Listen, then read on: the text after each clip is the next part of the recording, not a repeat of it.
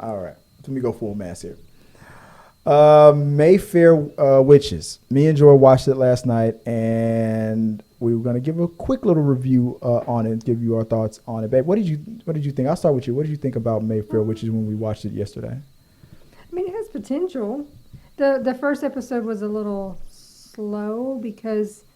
Which a lot of shows are, because you got to introduce Which everything. I know you didn't like, that we were getting a lot of flashbacks, but there's no reference that it is a flashback. You're still figuring out the no timeline idea thing. There was time jump that things this is happening. Like The Witcher. Because The Witcher did that in the very beginning, But The Witcher too. did it better. I don't know. I was very confused the first time I watched I had it. it figured out, and I was like, oh, I think this is... And he was like, how do you figure that out? It doesn't look any different. Yeah. I was like,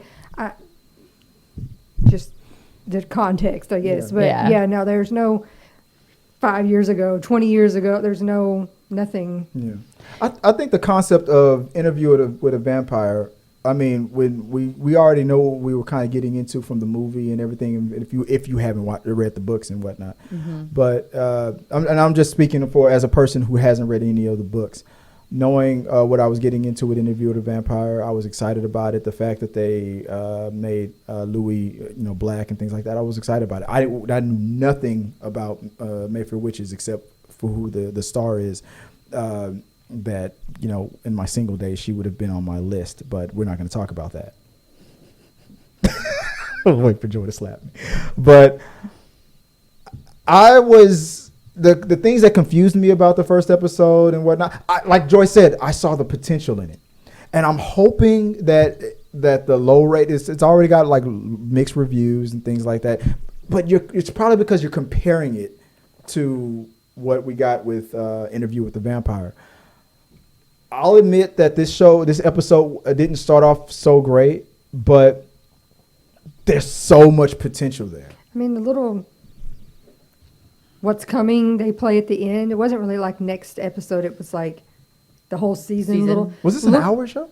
Yeah, it was an hour. Right? Looks like there's some exciting things that are coming. So I'm hopeful that it will keep building. I liked it okay. I didn't hate it or anything. It just it was a little... It's not a but good I feel idea. like this is on brand, though, for Anne Rice's stories. So I haven't seen the episode yet, but her stories do kind of start off with a lot of information in the beginning, setting the scenes. That's sort of kind of like her style. But I mean, of I know when Chris and I caught up to Yellowstone. Oh yeah, that first episode. That first episode was like 2 hours long. Yeah, and it took us like 3 days because we kept stopping, and it was almost like, are we even gonna watch this? Yeah.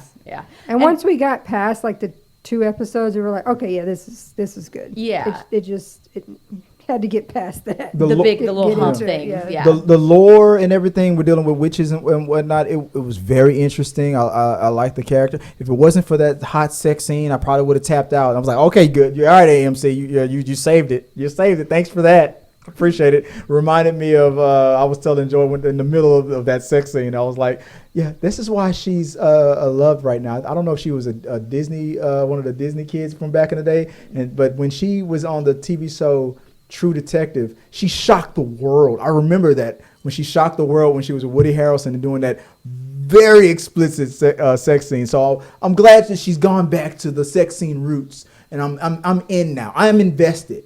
I'm here with you. I mean, I can't complain. I could not complain. Well, watching her in a sex, it was with the guy. Yeah, I still can't complain. But she was on top. Was he there, really? But she was on top. Was he there? I don't think he was there. You know what? It's funny that you said that. Because if you watch, I'm not going to spoil it for you. I haven't seen it yet. If you watch the scene, asking that question made a lot of sense. Was he really there? His feelings. His feelings were there. But was he? Was he there? It's like from White Man Can't Jump. You hear me, but are you listening? So, I see the potential in this show. I'm gonna continue on. Episode 1 made me go, okay, I'm gonna see episode 2. But I'm hoping that I hope that crossover with, because we saw in the report that a crossover with because this is set in the present time. But then I thought, well, So is Interview with a Vampire. He's just telling a story, but it is also set in present time. So I'm curious on what that crossover is going to be. But if this whole show is only based on I can't wait for the crossover, then it's already a failure. If it needs Interview with a Vampire to be relevant, this show is not going to make it. I don't know if that's necessarily the way to look at it, though. Maybe I'm talking about from the fans. Yeah, but from a fan point of view, maybe it's not that it needs Interview with a Vampire, but maybe that's because, like, for somebody like me who reads all these paranormal romances and stuff, for me,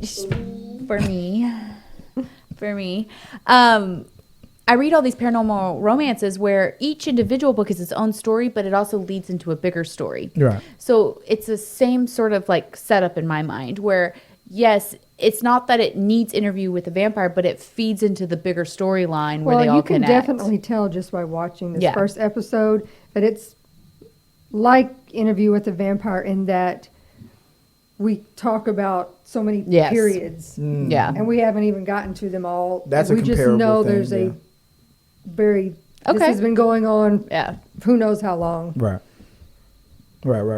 I'm excited about it. Yeah. I mean, I'm looking forward to seeing how it all finishes out. Guys, let us know what you guys think about what if you saw Mayfair Witches and your thoughts on it. What'd you think about that sex scene? I thought it was great. It made me want to subscribe to AMC Plus, but I mean, we'll talk about that later, or maybe tonight on the if we go after dark. If you donate enough on super chats and stuff, we'll go into Mayfair Witches After Dark Rundown Edition. I mean, where I will get so explicit, it'll make your toes curl. I don't know about that. Your eyes water. Watering, yes. It'll make the song WAP sound like a Sesame Street theme. They might pay you to not do that. I was going to say, can you pay him not to? It is disgusting what I will do. Somebody please talking about this show. I feel very threatened. Mayfair Bitches is what we'll call my review. Mayfair, look at Tabitha's going crazy over here. I'm one of the Mayfair Bitches review is what I'll call it. We'll call it the review. All right. God. Let us know what you guys thought about that, and let's move on to the last. Wet ass. Some witch ass pussy. Anyway, let's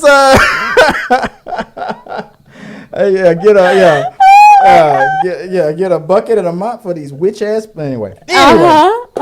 Guys, that's the end of this episode of The Rundown. Remember to like this video, become a subscriber, and share it. This really does help us out. And click here or here. Thanks for watching.